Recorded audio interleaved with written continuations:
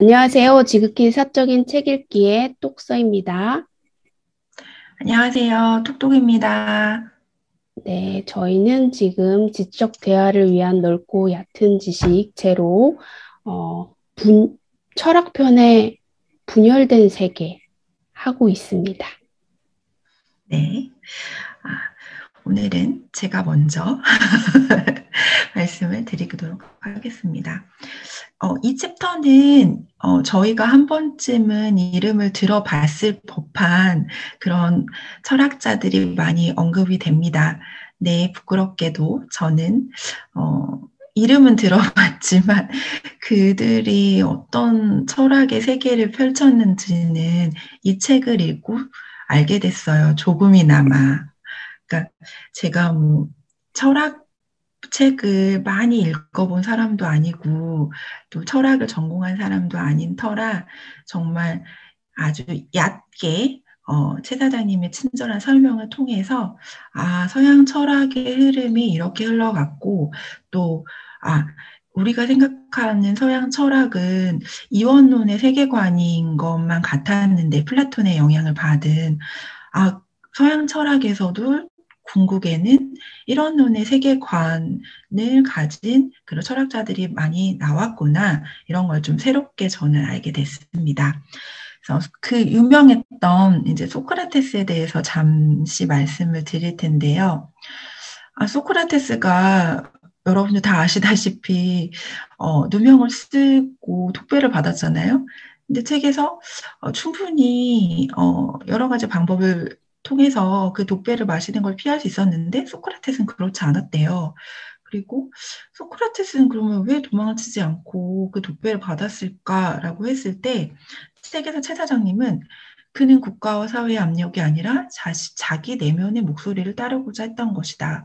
독배를 받은 것은 이성적 올바름이라는 자신의 신념을 따른 행위였다. 라고 하는데 저는 좀 이해가 안 갔어요. 소크라테스는 자신의 어떤 그 의무?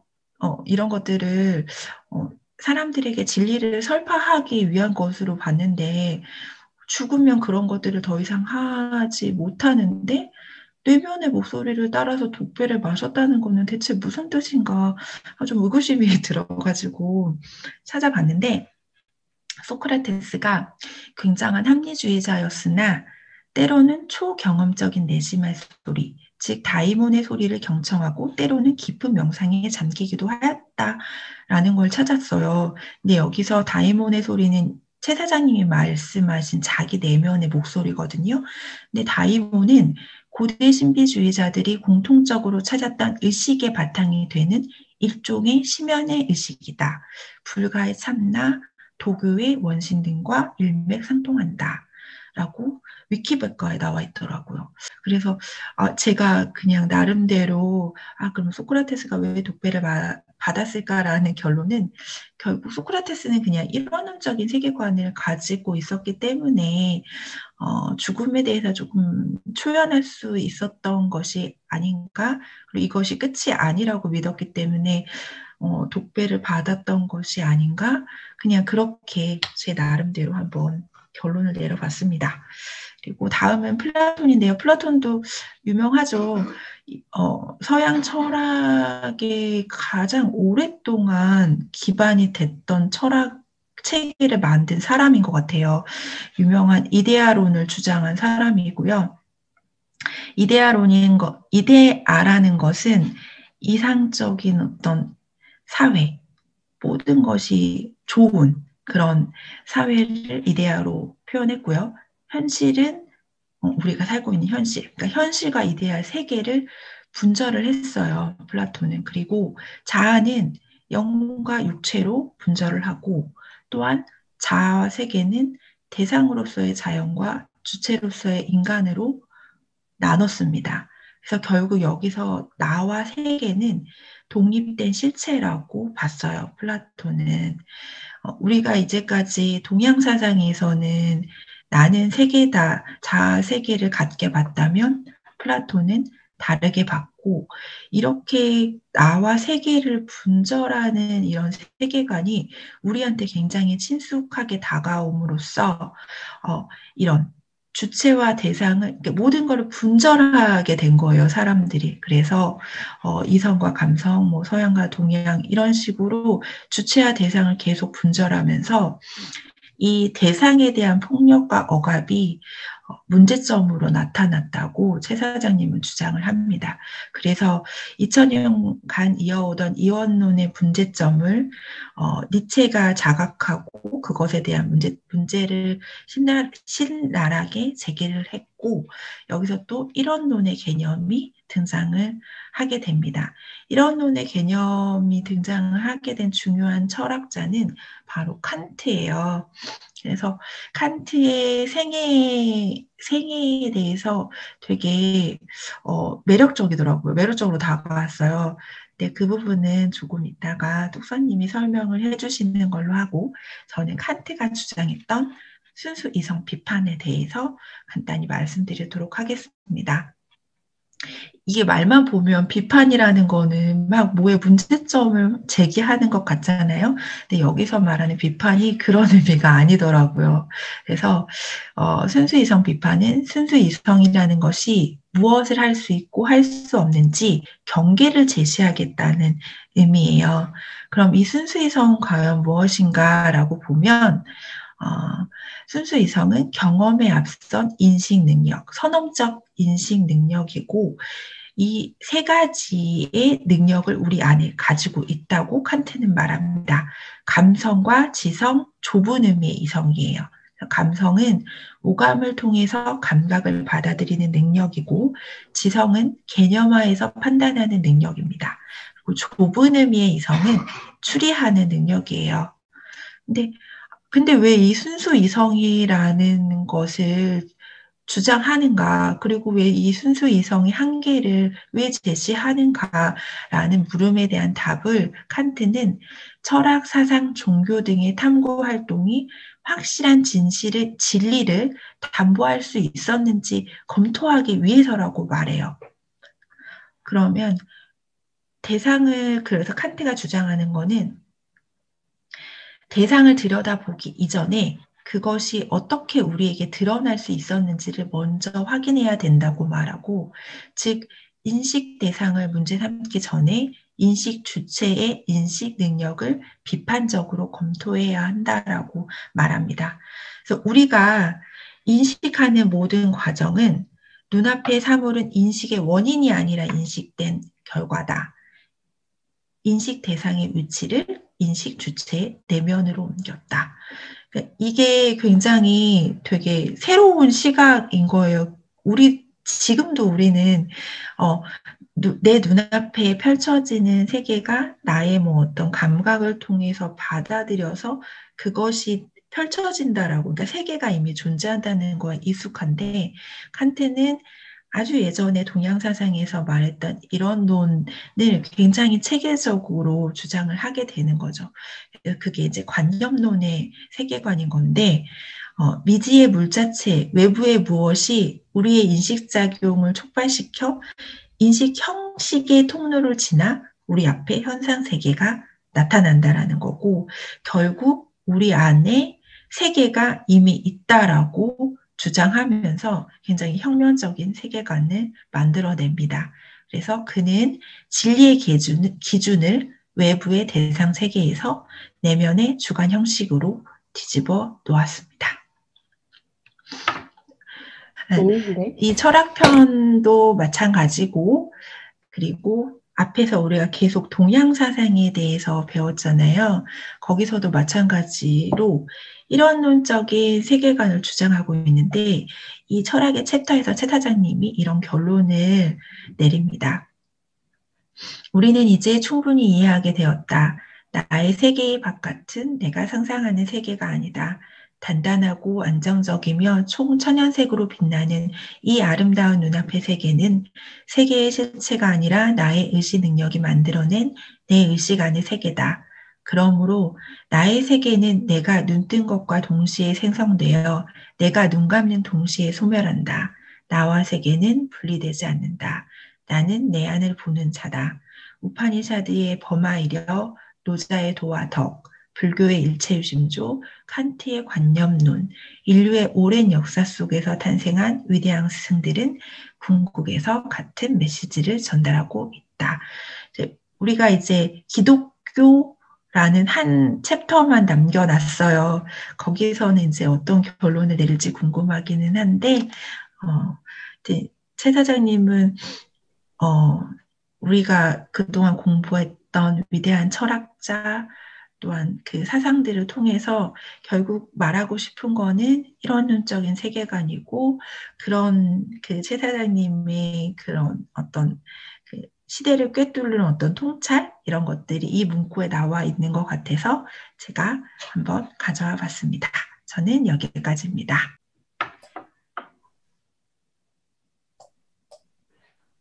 저는 먼저 동양의 세계관과 서양의 세계관을 좀 비교하고 싶더라고요. 우리가 그동안 동양의 세계관을 공부해 왔잖아요. 동양의 세계관은 최 사장님이 말씀하셨던 거대 사상인 이론론이었어요. 그리고 서양의 세계관은 플라톤 이후부터 2000년간 서양의 서양의 철학을 장악했던 이원론이었고요. 그럼 이론론은 자아와 세계가 하나다라는 주장을 했는데 이 이론론은 관념론이 되는 거고요. 서양의 이원론은 자아와 세계는 단절되어 있다, 분절되어 있다, 다르다. 이 세계는 실제론이 되는 거거든요. 근데 최 사장님은 이 이론론이 거대 사상이라고 해서 중요하게 보고 이거에 대해서 계속 말씀을 하고 계신데 우리의 동양에서 과연 그 이론론이 계속 지켜졌느냐? 그건 아니었어요. 실제로는. 왜 그러냐면 우리 동양은 이론론을 가지고 있었지만 제국주의에 의해서 거의 대부분의 동양이 식민지화 되잖아요. 그때 동양에서는 반성을 하게 되죠. 어떻게 하면 우리가 서양을 배우고 서양보다 더 강해질 수 있을까? 그래서 근현대의 역사의 대부분의 동양들은 서양의 승리로 끝나면서 서양을 배우고 모방하는 역사가 되었다고 합니다. 결과적으로 오늘날의 동양인은 훌륭한 서양인이 되었대요. 저는 그래서 이 말이 좀 안타깝기도 했는데, 우리 거의 대부분 그래서 서양의 세계관에 아주 익숙하고요. 그 실제론자들이에요. 그 반면에 그동안 오랫동안 내려왔던 우리의 동양의 이론론적 세계관은 너무나 낯설게 느껴지죠. 그런데 이런 반성은 또 어디에서부터 시작되냐면 서양에서부터 시작이 돼요. 18세기 서양 철학은 관념론을 진지하게 탐구하거든요. 그 대표적인 학자가 칸트였고요. 칸트는 그 이분화되어 있던 자아와 세계를 통합적으로 고려함으로써 이원론을 극복하고 이론론의 가능성을 보여줍니다. 그리고 니체는 이원론의 한계를 아주 냉철하게 지적을 하고요. 20세기 양자 물리학의 발전은 세계가 우리의 의식과 독립되어 있지 않다는 것을 밝혀내고요. 그리고 21세기의 서양은 인도와 동양의 고전에 관심을 쏟고 있습니다. 최 사장님이 말했던 그 거대 사상, 이론론을 우리 동양은 예전부터 가지고 있었는데 그걸 중간에 잃어버렸고 그 잃어버린 것을 다시 찾으려고 하는 건 동양이 아니라 서양이라는 거, 그 부분이 좀 안타깝다라는 생각이 들었어요, 이 부분이. 그리고 저는 그 칸트 생애와 사상이 굉장히 인상 깊더라고요. 제가 칸트의 순수 이성 비판은 너무나 어렵다. 그거는 3번 읽어도 절대 이해할 수 없다라는 얘기를 너무 많이 들어서 아예 시도조차 하지 않았었는데 이 칸트의 생애와 사상을 최 사장님이 정리해 주신 걸 보고 이렇게 아주 명확하게 정리해 주셔서 한번 읽어보고 싶다라는 생각이 들었어요. 우선은 칸트의 생애를 보면 1924년 프로이센의 상업도시 케니스베르크에서 탄생합니다. 지금은 러시아 땅이 되어 있대요. 칸트는 이곳에서 죽을 때까지 단 한 번도 벗어나지 않아요. 그리고 1977년에 그의 나이 47세가 되어서 케니히스베르크 대학 철학과 교수직을 얻습니다.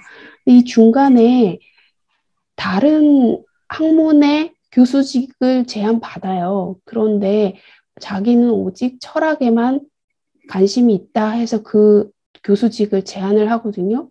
전 이것도 굉장히 신선했어요. 47세면은 그 당시의 나이로는 적은 나이가 아닌데 이때까지 자기가 하고 싶은 것을 하기 위해서 기다리잖아요.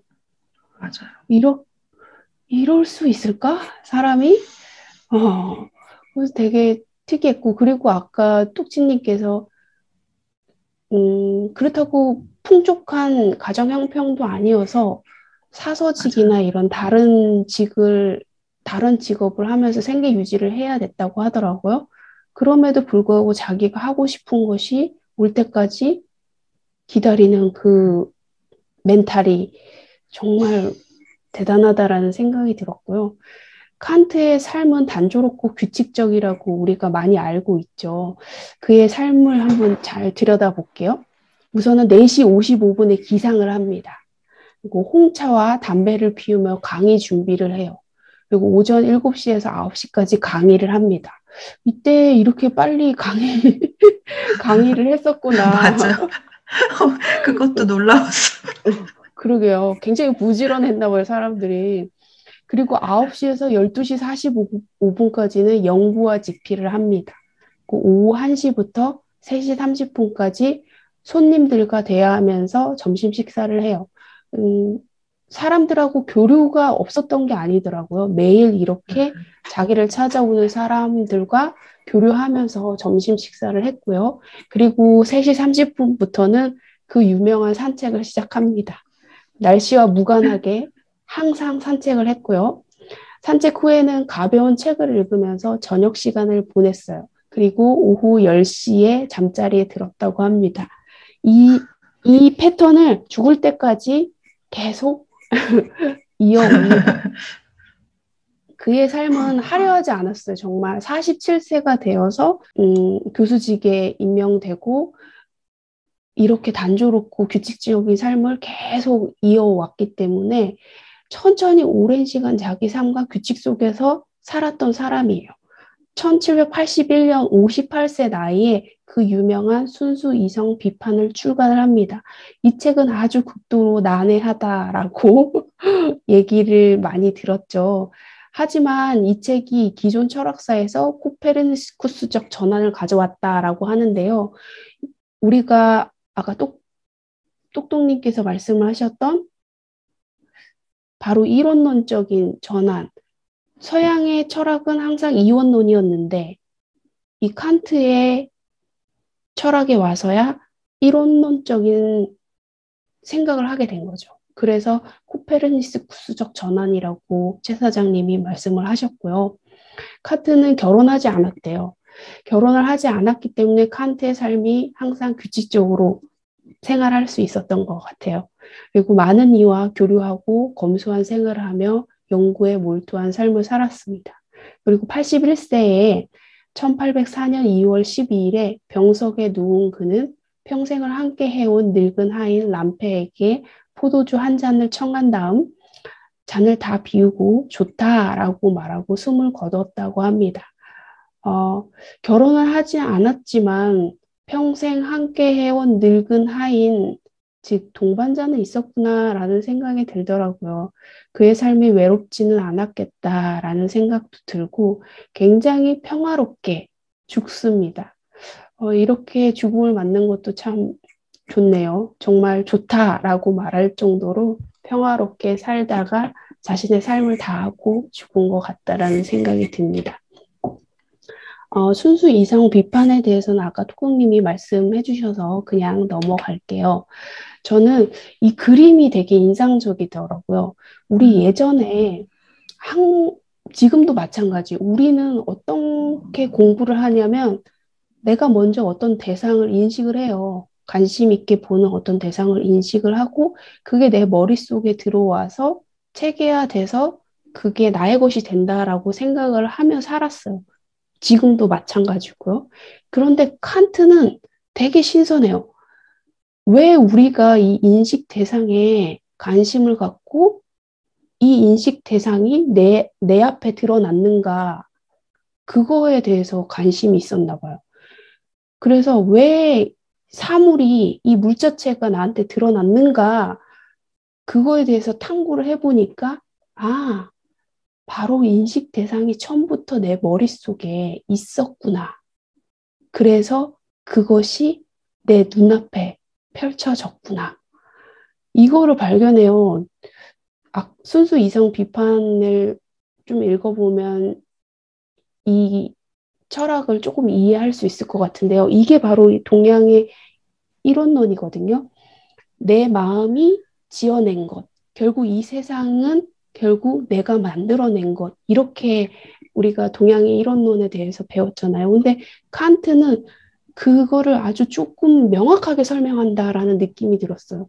결국엔 내가 보는 것들은 나의 머릿속에 어느 정도 있기 때문에 나한테 드러난 거다라는 거예요. 그래서 칸트는 인식 대상을 문제 삼기 전에 인식 주체, 인식 능력을 비판적으로 검토해야 된다라고 말을 했어요. 그게 과학이든 철학이든 종교든 뭐든 뭐를 탐구하기 전에 인식 주체, 인식 능력에 어떤 인식 대상들이 어떻게 자리 잡고 있는지 그걸 알아야 된다라고 했어요. 저는 이 말이 너무나 신선했고 칸트에 대해서 다시 한번 바라보게 되었습니다.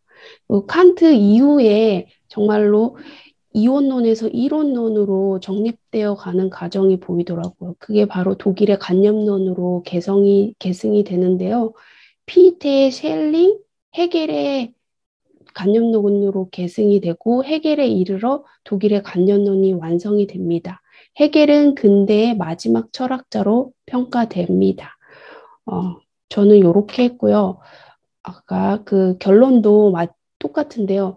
결국에는 최 사장님은 거대 사상을 이론론으로 보고 있고 동양도 그렇고 서양도 그렇고 이 거대 사상인 이론론을 향해 가고 있다라는 결론을 맺어요. 네. 최 사장님의 얘기에 저도 막 빨려 들어가는 것 같다라는 생각이 들어요. 네. 저는 여기까지입니다.